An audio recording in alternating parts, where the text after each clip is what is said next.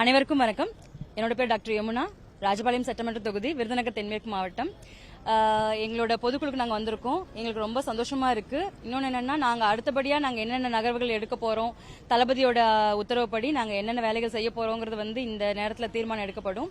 எங்களோட கட்சி சார்ந்த நிகழ்வுகளை இனி மும்முரப்படுத்தி நல்லபடியாக 2026 எலெக்ஷனுக்கான எல்லா வேலையும் நாங்கள் ஃபோக்கஸ் பண்ணி செய்வோங்கிறத இந்த நேரத்தில் எங்களோட கட்சியில் இருக்கிற நிர்வாகிகளும் சரி, எங்களோட தலைவர்களும் சரி சொல்றதை கேட்டு நாங்கள் நல்லபடியாக நடப்போம். எதிர்கட்சிகளோட விமர்சனங்கள் தொடர்ந்து தாவேக்கா மேல இருந்துட்டே இருக்கு. அது எதிர்மறையான எண்ணங்களை கொண்டு போய் சேர்க்கணும்னு நினைக்கிறீங்க?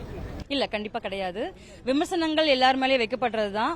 விமர்சனங்களை தாண்டி தான் எல்லா விஷயங்களும் செய்யணும். ஒரு பெண் ரோட்ல நடந்தாலும் விமர்சனம் வரும்.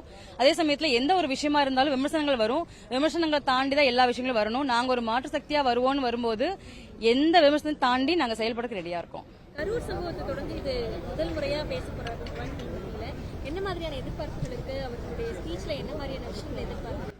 இல்ல, தாக்கம் இருக்கும், கண்டிப்பா இருக்கும். பாத்தீங்கன்னா, தளபதி பேசினாலே, அறிக்கை கொடுத்தாலே பாத்தீங்கன்னா அது ஒரு வாரமா பேசு பொருளா மாறுது. இந்த நேரத்துல தளபதி பேசும்போது அதுக்கான கண்டிப்பா ஒரு போக்கசிங்கான விஷயங்கள் நிறைய நடக்கும். நாங்களும் எதிர்பார்த்து வந்திருக்கோம். பாத்தீங்கன்னா இந்த பிரச்சனைக்கு அப்புறம் நாங்க இன்னும் நாங்க நல்லபடியா வேலை செய்யணும், எங்களுக்கு தளபதிக்கு உறுதுணையா இருக்கணும், கட்சிக்கு உறுதுணையா இருப்போம்னு சொல்லி இந்த நேரத்தில் தெரிவிச்சுக்கிறேன்.